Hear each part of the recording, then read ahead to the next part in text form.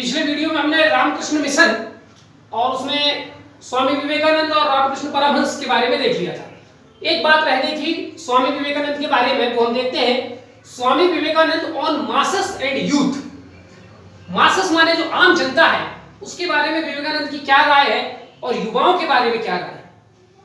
विवेकानंद जी का मानना है कि भारतीय समाज में खासकर के जो उच्च वर्ग है, पढ़ा लिखा वर्ग है, वो बहुत ज्यादा निष्क्रिय है, न्यूट्रल है और उससे बहुत ज्यादा आशा नहीं की जा सकती।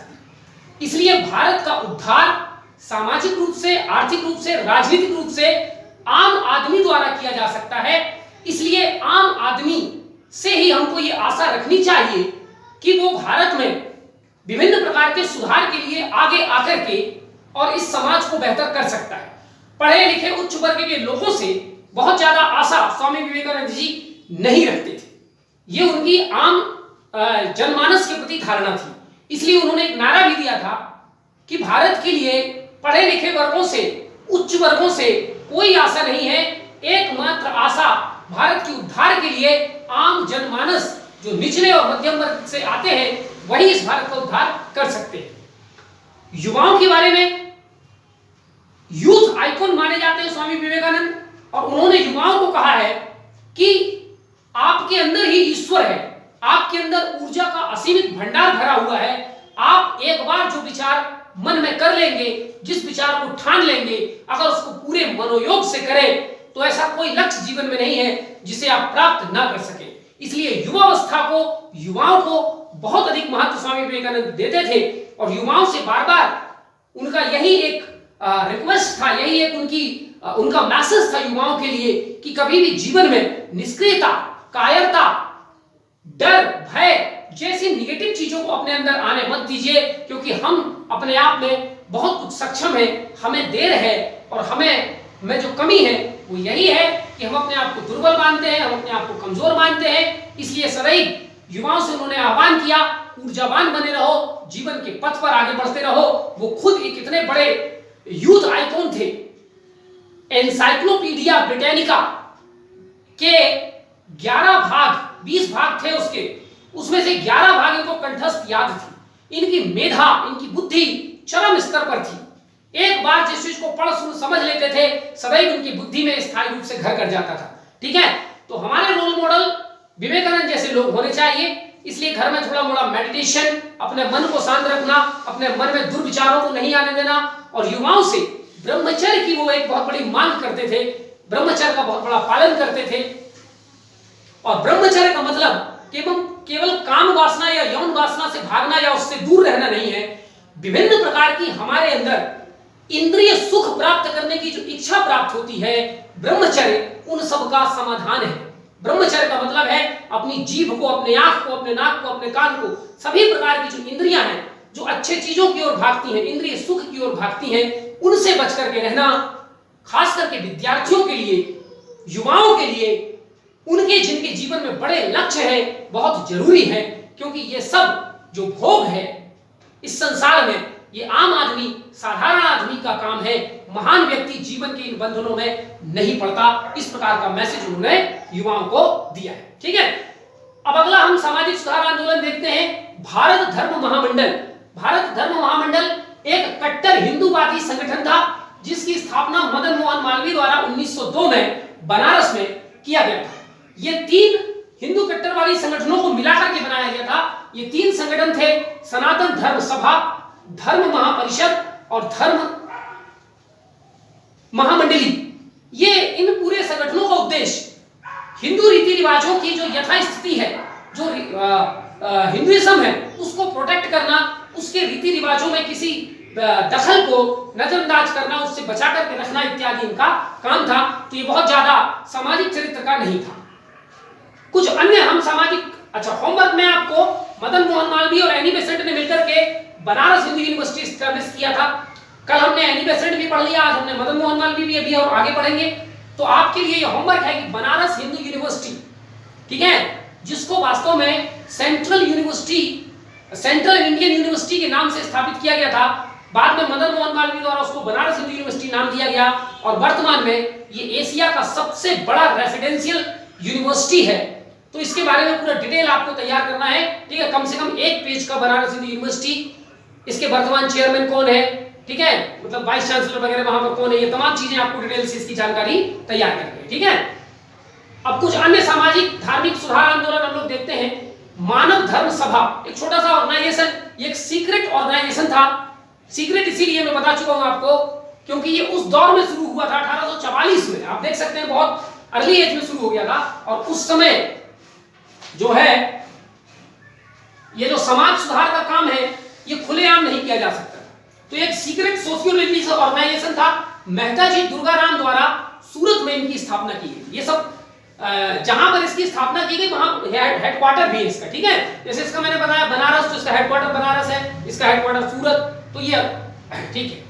अगला बहुत इंपॉर्टेंट संस्था है Deccan education society, Deccan Shiksha Samaj, founded by Gopal Ganesh Agarkar, B G. Tilak यानी बाल गंगाधर तिलक, विष्णु शास्त्री चिपलूनकर इत्यादि ने 1884 में इसको खास करके महिला शिक्षा, वैसे तो ओवरऑल सभी प्रकार की शिक्षा को प्रमोट करने के लिए इन्होंने स्थापित किया था। अब तक मतलब आज की डेट में तक 43 educational institution Deccan education society द्वारा चलाई जा रही है, ठीक है। इसकी शुरुआत 1884 में हुआ था और आज भी ये कार्य कर रही है। इसका हेडक्वार्टर पुणे में है। It established many educational institutes, इसने अनेक शिक्षा संस्थान स्थापित किए हैं, उनमें से 3 बड़े महत्वपूर्ण हैं। फर्ग्यूसन कॉलेज पुणे, आज भी पुणे का फर्ग्यूसन कॉलेज भारत के टॉप इंस्टीट्यूट्स में आता है। बिलिंगटन कॉलेज सिंगली, ये फर्ग्यूसन उस समय बॉम्बे के गवर्नर हुआ करते थे, जेम्स फर्ग्यूसन, उन्हीं के नाम पर रखा गया था। बिलिंगटन कॉलेज सांगली, ये भी महाराष्ट्र में है। और ब्रहन, ब्रहन महाराष्ट्री भाषा है जिसका मतलब होता है मराठी भाषा में ब्रहन का मतलब बिगर, बड़ा। ब्रहन महाराष्ट्र कॉलेज ऑफ कॉमर्स, ये भी पुणे में है, ठीक है। तो ऐसे कई इंस्टीट्यूट आपको मिल जाएंगे, लगभग 43 इंस्टीट्यूट इन्होंने एस्टैब्लिश किए। तो शिक्षा के क्षेत्र में इनका बड़ा महत्वपूर्ण योगदान था। अगली एक महत्वपूर्ण संस्था है servants of Indian society, founded by Gopal Krishna Gokhale in 1905 at Pune. इसका उद्देश्य क्या था? सोशल एंड ह्यूमन डेवलपमेंट, मानव का विकास करना, समाज का विकास करना, और most important overthrow British government from India, भारत से ब्रिटिश सरकार को उखाड़ फेंकना। इसका एक बड़ा महत्वपूर्ण न्यूज़पेपर था हितवाद, जो सर्वेंट्स ऑफ इंडिया सोसाइटी का असली न्यूज़पेपर होता था हितवाद, ठीक है। इसके जो चीफ एडिटर थे, इसको जो छापने का काम करते थे, वो गोपाल कृष्ण गोखले करते थे। हितवाद न्यूज़पेपर नागपुर से छपता था 1911 में अंग्रेजी में, ठीक है। बाद में इसको बीजेपी के एक एमपी ने इसको अडॉप्ट कर लिया था और आज भी हितवाद न्यूज़पेपर चलता है और जबलपुर में भी हितवाद न्यूज़पेपर आता है, ठीक है। सत्येंद्र नाथ बैनर्जी, अनंत पटवर्धन, गोपाल कृष्ण देवधर, नतेश अप्पाजी डेविड एटसेट्रा इत्यादि और भी लोग बाद में इस सोसाइटी के मेंबर बने। तो मेंबर्स भी आपको ध्यान रखना है, परीक्षा में पूछे जाते हैं, ठीक है। अब हम देखते हैं मदन मोहन मालवीय के बारे में देखते हैं, ठीक है। 1861 में इनका जन्म हुआ, 1946 में इनकी मृत्यु हुई। Scholar, educator, politician, journalist and lawyer, क्या क्या थे ये? विद्वान व्यक्ति थे, स्कॉलर थे, एजुकेटर, शिक्षा के क्षेत्र में बहुत इन्होंने काम किया है, पॉलिटिशियन, राजनीतिज्ञ थे, भारतीय राष्ट्रीय कांग्रेस में एक राजनेता के रूप में काम करते थे, जर्नलिस्ट, ये एक पत्रकार भी थे, और लॉयर जो थे वकील भी थे। तो इतने सारे मल्टी डायमेंशनल पर्सनालिटी हुआ करते थे पिछले समय में। टाइटल, इनको इनके कार्यों के आधार पर रविंद्रनाथ टैगोर ने इनको महामना मतलब ग्रेट पर्सनालिटी का इनको टाइटल दिया गया था, ठीक है। इनका पूरा नाम था महामना पंडित मदन मोहन मालवीय, जिनमें से पंडित इनकी जाति थी, महामना इनका टाइटल था, मदन मोहन मालवीय में मदन मोहन इनका नाम था और मालवीय इनका सरनेम था, ठीक है। उत्तर प्रदेश के रहने वाले थे, इलाहाबाद, ठीक है। 4 टाइम्स प्रेसिडेंट ऑफ आईएनसी, भारतीय राष्ट्रीय कांग्रेस के 4 बार ये अध्यक्ष रहे हैं। एकमात्र व्यक्ति जो भारतीय राष्ट्रीय कांग्रेस के 4 बार अध्यक्ष रहे हैं, ठीक है। आपको डेट देखना है, 1909 में थे, फिर 1918 में थे। जब 1918 में ये भारतीय राष्ट्रीय कांग्रेस के अध्यक्ष थे तो पहली बार इन्होंने भारतीय राष्ट्रीय कांग्रेस में सत्यमेव जयते शब्द का प्रयोग किया था, ठीक है। ये आपको ध्यान रखना। सत्यमेव जयते वैसे तो मुंडकोपनिषद से लिया गया है, लेकिन विद इन द कांग्रेस और भारतीय राष्ट्रीय आंदोलन में सत्यमेव जयते का नारा मदन मोहन मालवीय ने ही इंडियन नेशनल कांग्रेस के 1918 के सेशन में दिया था। फिर ये 1932 में बने, लेकिन फिर उस समय सिविल डिसोबीडियंस मूवमेंट चल रहा था भारत में, तो ये गिरफ्तार हो गए, ठीक है, और फिर बाद में छूट गया, तो फिर 1935 में फिर ये अध्यक्ष बने। तो एकमात्र व्यक्ति जो 4 बार अध्यक्ष बने, ठीक है। भारतीय राष्ट्रीय कांग्रेस का साल में हर बार एक बार प्रति साल सम्मेलन हुआ करता था। उस सम्मेलन का एक मुखिया बनता था जिसको अध्यक्ष कहते थे, ठीक है। आज जैसा अध्यक्ष नहीं कि परमानेंट राहुल गांधी अध्यक्ष हो गए या परमानेंट सोनिया गांधी, ऐसे नहीं, हर साल उसका सम्मेलन होता था। उस सम्मेलन का एक चेयरमैन होता था जिसको अध्यक्ष कहा जाता था, ठीक है। परमानेंट अध्यक्ष की बात नहीं हो रही है।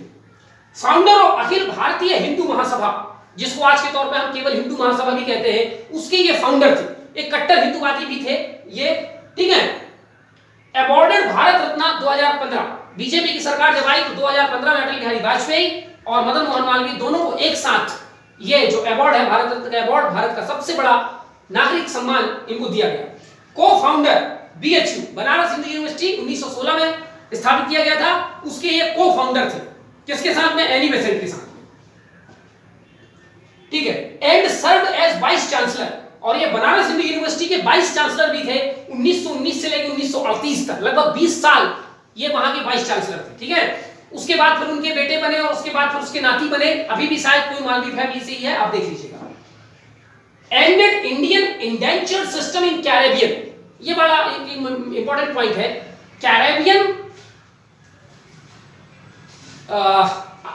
जो है आइलैंड्स में बहुत सारे देश हैं, ठीक है, जैसे फिजी है, कोमोरोस है, गुयाना है, ऐसे बहुत सारे देश हैं। इन कैरेबियन आइलैंड्स में, होंडुरास वगैरह सब कैरेबियन आइलैंड में, मैं पढ़ा चुका ज्योग्राफी में आपको, तो यहां पर गन्ना की खेती बहुत अच्छी होती थी।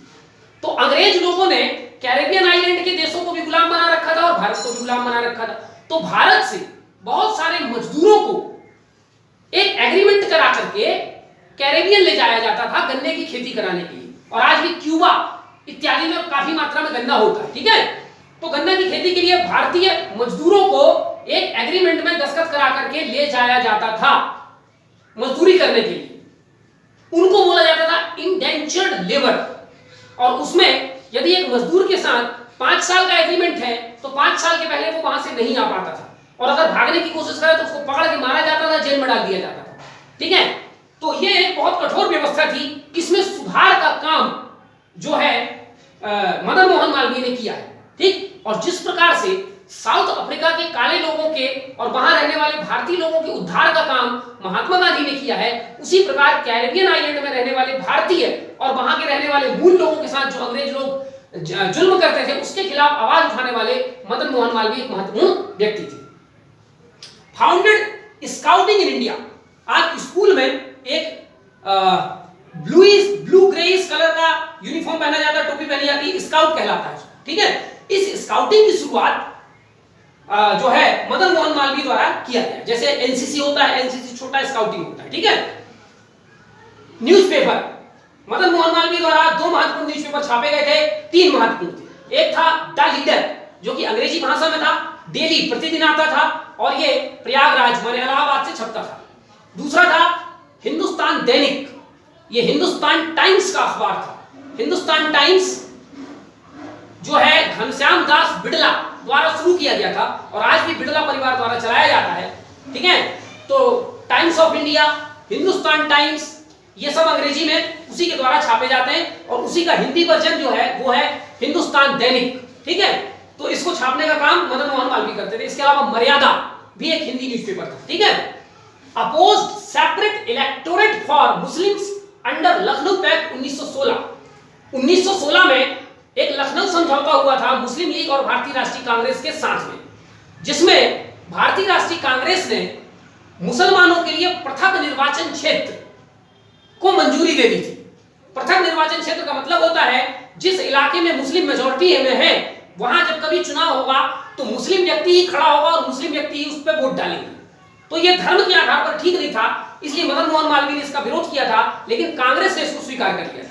क्यों किया था हम आगे जब डिटेल से कभी पढ़ेंगे तब बताएंगे। तो इसका विरोध किया था मदन मोहन मालवीय ने, और महात्मा गांधी ने जो खिलाफत आंदोलन जिसका संबंध तुर्की से था, भारत से नहीं था, उस खिलाफत आंदोलन में भी कांग्रेस ने भाग लिया था, उसका भी विरोध किया था मदन मोहन मालवीय ने, ठीक है। ये जो है 1922 के बाद इन्होंने राजनीतिक जीवन से संन्यास ले लिया था। 1921 में असहयोग आंदोलन हुआ, इसमें इन्होंने भाग लिया। फिर 1922 में चौरा चौरी की कांड हो गई तो इन्होंने राजनीतिक जीवन से संन्यास ले लिया। लेकिन चौरी चौरा केस में 177 भारतीय लोगों को पकड़ा गया था और उनको फांसी की सजा दी गई थी, क्योंकि उन्होंने पुलिस थाना में आग वगैरह लगाया था, ठीक है, और हिंसा हो गई थी, तो 177 लोगों को फांसी की सजा सुनाई गई थी। लेकिन मदन मोहन मालवीय को लगता था कि ये तो भारत के स्वतंत्रता सेनानी है, इनका कोई दोष नहीं है, तो उनका केस लड़ने के लिए ये फिर से जो है राजनीतिक जीवन में आ गए और वकील के रूप में उन 177 लोगों का के केस की सुनवाई की, जिनमें से 156 लोगों को फांसी की सजा से मुक्त कर दिया गया था। तो ये बहुत बड़ा अचीवमेंट इनका था। ये घटना 1924 की है, ठीक है। मेंबर ऑफ इंपीरियल और लेजिस्लेटिव काउंसिल, अंग्रेजों ने जो विधानसभा बनाई थी, तो जो गवर्नर जनरल के अंडर में विधानसभा काम करती थी पूरे भारत के लिए, उसको पहले इंपीरियल लेजिस्लेटिव काउंसिल कहा जाता था, जो आज का संसद है। बाद में उसको सेंट्रल लेजिस्लेटिव काउंसिल कहा गया, तो ये उसके भी मेंबर थे, यानी एक प्रकार से ये मेंबर ऑफ पार्लियामेंट थे। 1912 से लेकर के 1926 तक, बहुत लंबे समय तक इनको संसद में कार्य करने का अनुभव भी था। Participated in second round table conference 1931, द्वितीय round table conference. Round table conference को हिंदी में बोलते हैं गोलमेज सम्मेलन, जो कि लंदन में हुए हैं 3 बार, ठीक है। तो 1930, 1931, 1932 3 बार हुए हैं। ये क्या है उनका डिटेल में आगे पढ़ूंगा। लेकिन दूसरे वाले राउंड टेबल कॉन्फ्रेंस में मदन मोहन मालवीय भी कांग्रेस की ओर से भाग लेने लंदन गए थे। Signed Poona pact with Ambedkar 1932।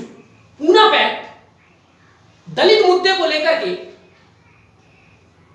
Ambedkar और नेहरू के बीच और गांधी जी के बीच में एक टसल था। अंबेडकर चाहते थे कि जिस प्रकार मुस्लिमों को पृथक निर्वाचन क्षेत्र दिया गया है, दलितों को भी पृथक निर्वाचन क्षेत्र दिया जाना चाहिए।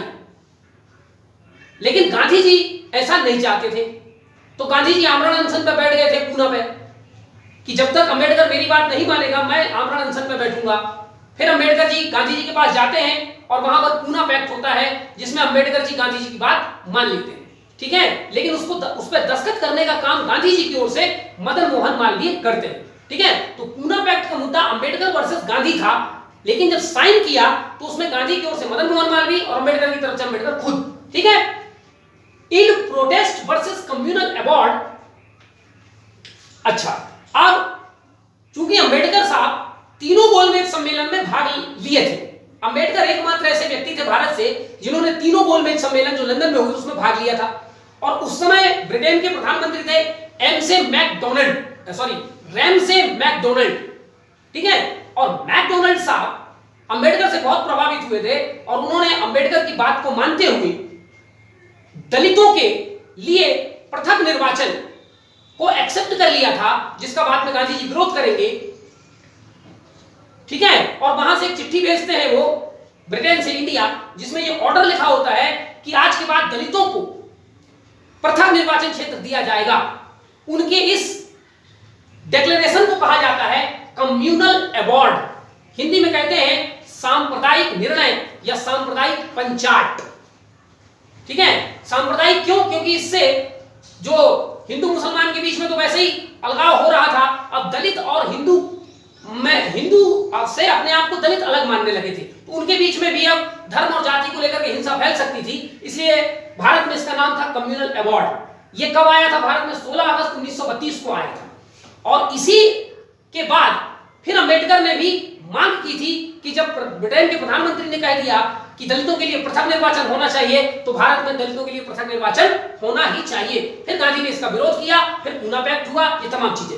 तो कम्युनल अबॉर्ड का भी विरोध किया था मदन मोहन मालवीय ने, ठीक है।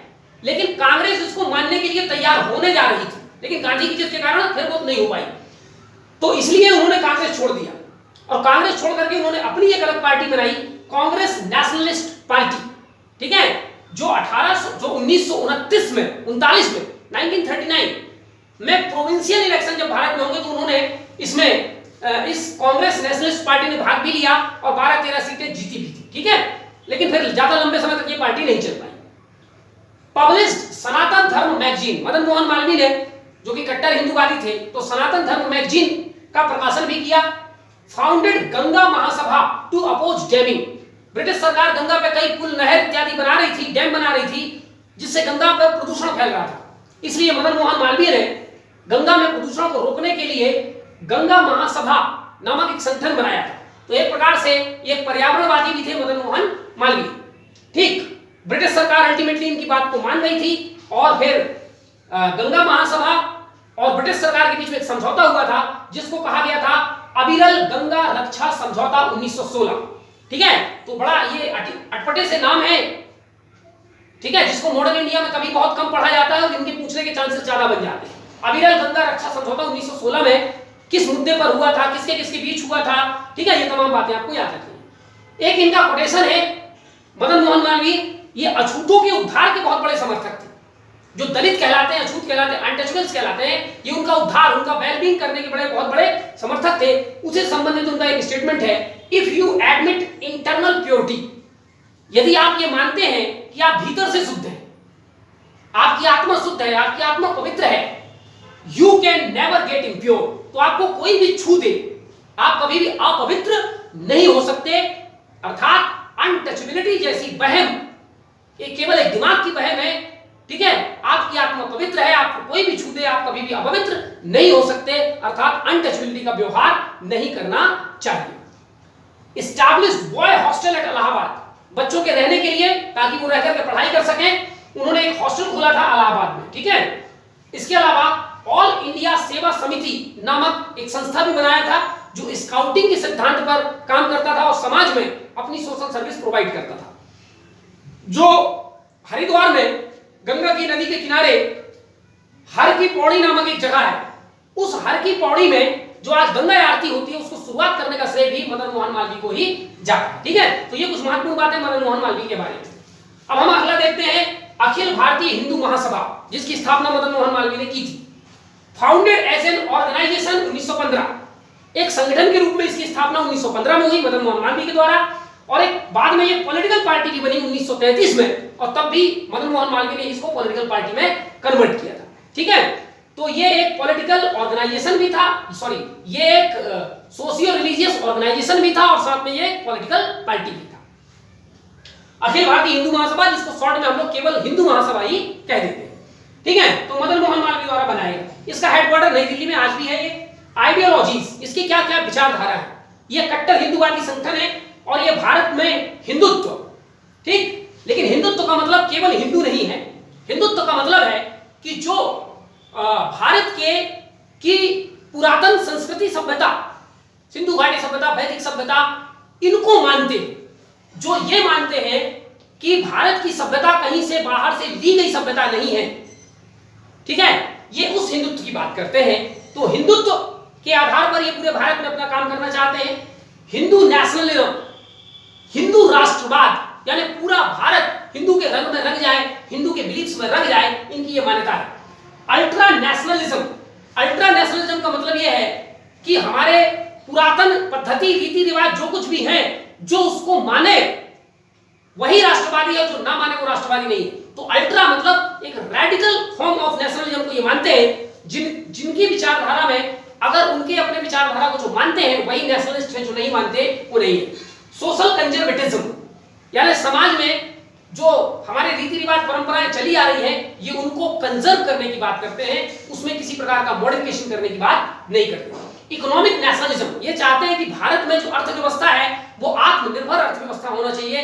भारत की संसाधन, भारत की अर्थव्यवस्था भारतीयों के द्वारा संचालित होना चाहिए। भारत की अर्थव्यवस्था विदेशियों द्वारा कंट्रोल्ड नहीं होना चाहिए। इस प्रकार से ये एमएनसीज का विरोध करते हैं, मल्टीनेशनल कंपनीज का विरोध करते हैं, भारत की दूसरे देशों पर आर्थिक निर्भरता का विरोध करते हैं। ठीक है, and right wing populism, right wing populism का मतलब होता है कि ये केवल राष्ट्रवादी लोगों का ही समर्थन करते हैं, और जो राष्ट्रवादी नहीं है ये उनका विरोध करते हैं। ठीक है, तो ये उनकी कुछ प्रमुख आइडियोलॉजीज हैं। अब ये बना क्यों था? Came to protect Hindu rights, Hindu लोगों के अधिकारों की रक्षा करने के लिए ये आया था। अब हिंदू लोगों के अधिकारों की रक्षा की जरूरत क्यों पड़ी? क्योंकि 1906 में मुस्लिमों ने अपना एक संगठन बना लिया था, मुस्लिम लीग, और मुस्लिम लीग के बनने के बाद ही मुसलमानों ने ये मानना शुरू कर दिया था कि हिंदू एक अलग टाइप के लोग हैं, मुसलमान एक अलग टाइप के लोग हैं, और हिंदुओं का इंटरेस्ट अलग है, मुसलमानों का इंटरेस्ट एक अलग है, और मुसलमानों के हक में फैसला करने के लिए वो ब्रिटेन सरकार पर अब मुस्लिम लीग के माध्यम से दबाव बनाने लगे थे। तो मुसलमानों को काफी कुछ छूट, आरक्षण इत्यादि अंग्रेजों से मिलने शुरू हो गए थे, जैसे कि 1916 में पृथक निर्वाचन क्षेत्र, फिर रैमजे मैकडोनाल्ड ने भी कुछ घोषणा किया, फिर 1909 में पार्लियामेंट रिफॉर्म आता है। तो बहुत सारे ब्रिटिश कानून द्वारा मुसलमानों को छूट मिलना शुरू हो जाता है। तो हिंदुओं को ऐसा लगता है कि हम कहीं पीछे न छूट जाएं, हमारे अधिकार ना कहीं छूट जाएं, तो इसी के रिस्पॉन्स में हिंदू महासभा 1915 में बनाया गया था। Demanded United and self governing India, इनकी जो डिमांड थी ब्रिटिश सरकार से वो ये थी कि एक अखंड भारत और सेल्फ गवर्निंग भारत हमको चाहिए। मतलब ये विभाजन, पाकिस्तान, इस प्रकार की बात को स्वीकार नहीं करते थे, अखंड भारत की बात करते थे। ठीक है, और आज भी अखंड भारत की बात ये लोग करते हैं, ये है, फिर इसी से टूट करके बनेगा आरएसएस। ठीक है, ये अखंड भारत की बात करते हैं। तो कुछ चीजें जो एक्सेप्टेबल है, इट्स गुड। ठीक है, कहां है आगे? ठीक है, अच्छा, बाद में लाला लाजपत राय, विनोद दामोदर, वीडी सावरकर, विनायक दामोदर सावरकर, फिर स्वामी श्रद्धानंद, बालकृष्ण शिवराम मुंजे, केशव बलिराम हेडगेवार इत्यादि ने भी हिंदू महासभा को ज्वाइन किया।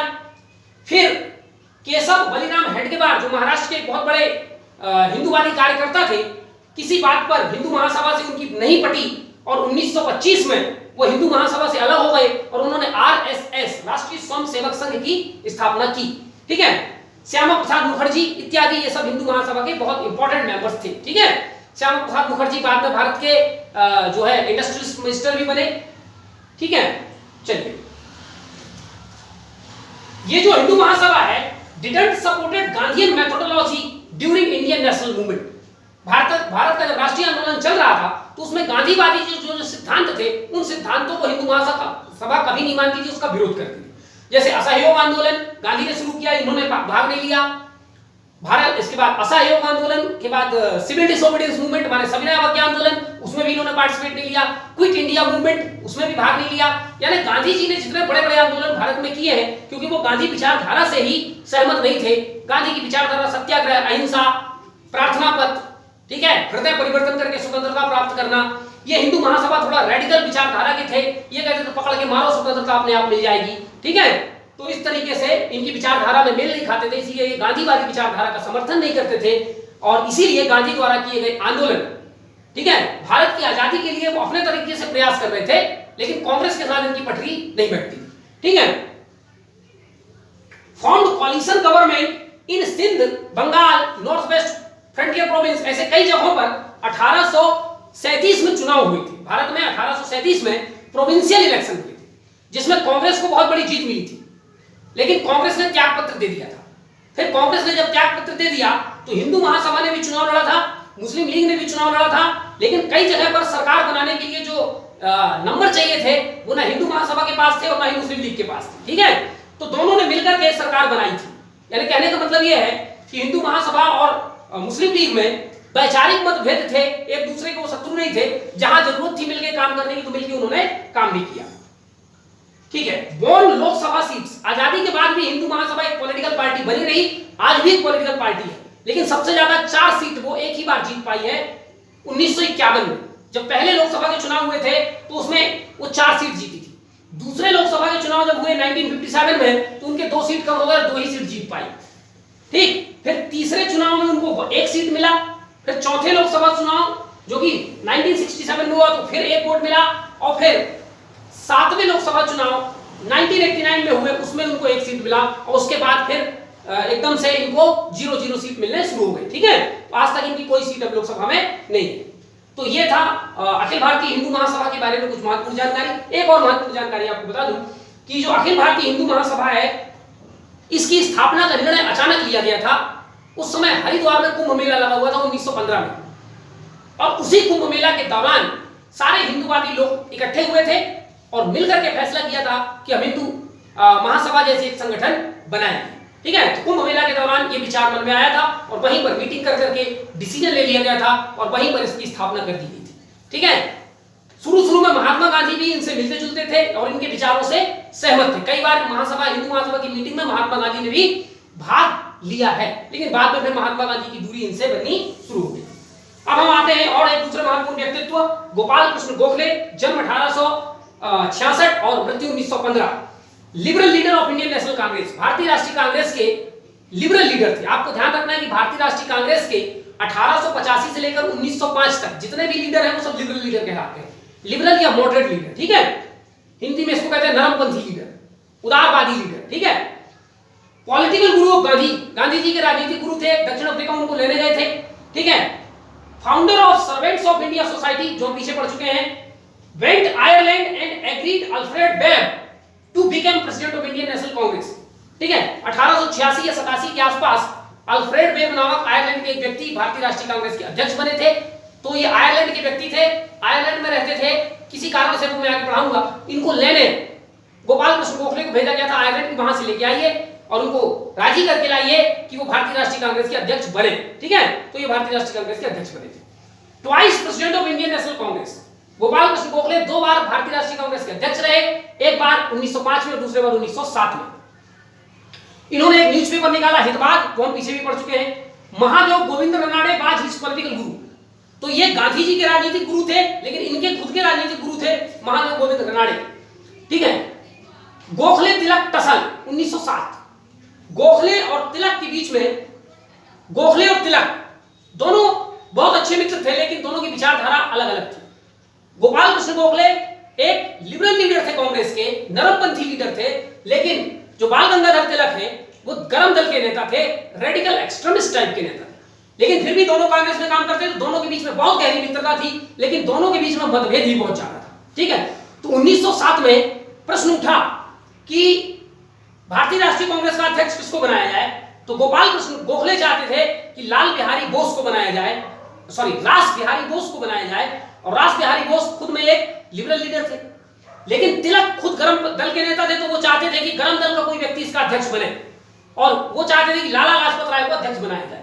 इसी बात पे दोनों पे टसल हो गई थी, ठीक है। और इसी टसल के कारण 1907 में, जो कि सूरत में कांग्रेस का सम्मेलन हुआ था, कांग्रेस 2 धड़ों में टूट जाती है, नरम दल अलग हो जाता है, गरम दल अलग हो जाता है, और इसको कहते हैं भारतीय राष्ट्रीय कांग्रेस का पहला विघटन, Surat split of Indian National Congress, ठीक है।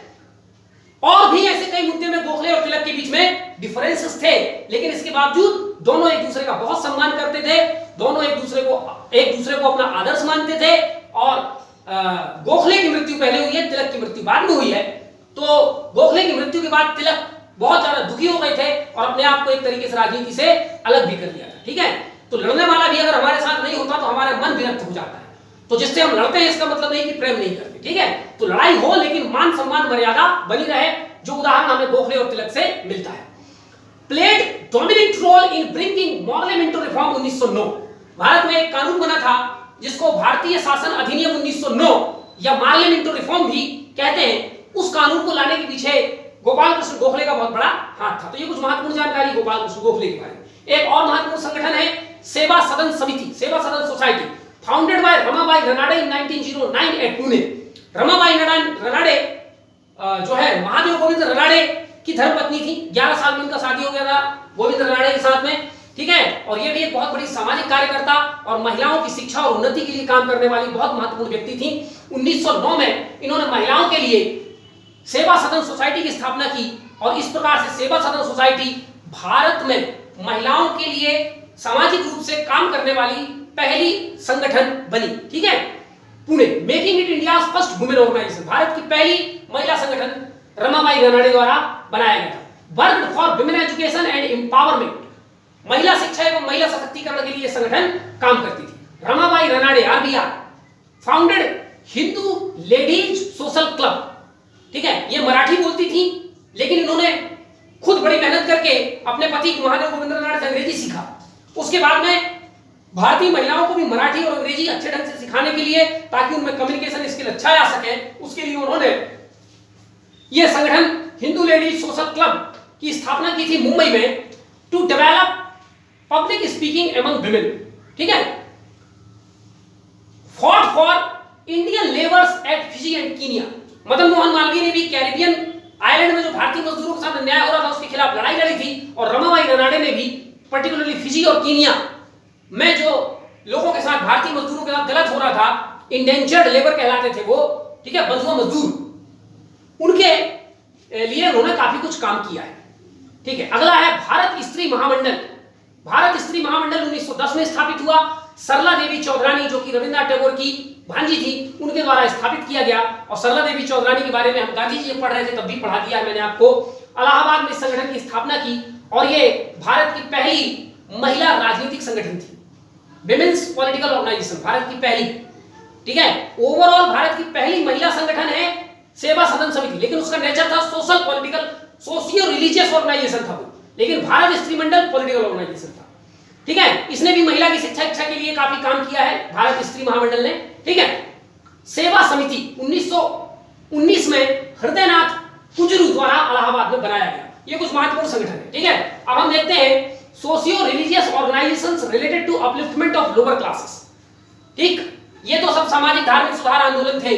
अब कुछ ऐसे भी आंदोलन भारत में चले जो दलितों की, जो समाज के निचले वर्ग के, शूद्र वर्ग के लोग हैं, उनके उद्धार के लिए ऑर्गेनाइजेशन बनाएगा और उनके लिए काम किया गया। उनमें सबसे महत्वपूर्ण है सत्य शोधक समाज। 1873 में इसकी स्थापना ज्योतिबा फुले नामक व्यक्ति द्वारा पुणे में की गई थी। इसका हेडक्वार्टर पुणे था। ठीक है, विद ऑब्जेक्टिव्स, जिसके उद्देश्य क्या थे? सोशल सर्विस, समाज की सेवा करना, खास करके जो दलित हैं, समाज के सबसे निचले तबके के लोग, राजा महाराजा की सेवा कोई करेगा क्या? तो सोशल सर्विस का मतलब वही जो वंचित दलित टाइप के लोग हैं। एबोलिशन ऑफ अनटचबिलिटी, छुआछूत को समाज से दूर करना, और विमेन एवं लोअर क्लास को एजुकेशन प्रोवाइड करना, महिला एवं जो निम्न वर्ग के लोग हैं उनके लिए शिक्षा का प्रावधान करना। आगे चल करके हम देखेंगे ज्योतिबा फुले की पत्नी सावित्रीबाई फुले, उन्होंने भी महिलाओं की शिक्षा के लिए अनेक स्कूल और संस्थान खोले हैं, जिसके बारे में हम नेक्स्ट वीडियो में पढ़ेंगे। अब हम देखते हैं ज्योतिबा फुले। 1827 में इनका जन्म हुआ और 90 में इनकी मृत्यु हुई।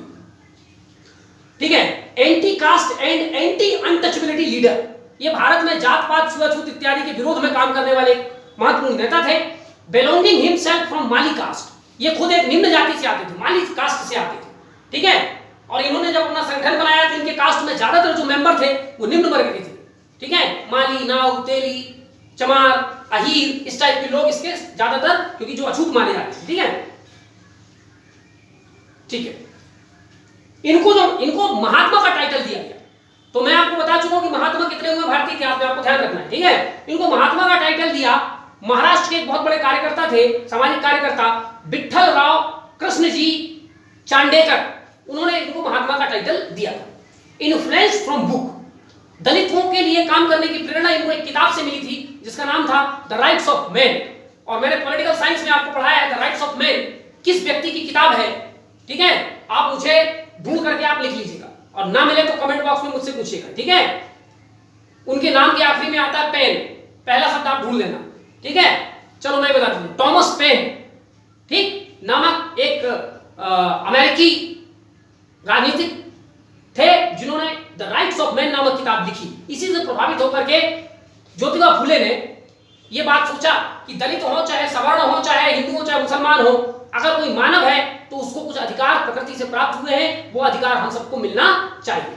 ठीक है, ही यूज्ड टर्म दलित, दलित शब्द का पहली बार प्रयोग अछूतों के लिए, निम्न वर्ग के लोगों के लिए दलित शब्द का प्रयोग होता है।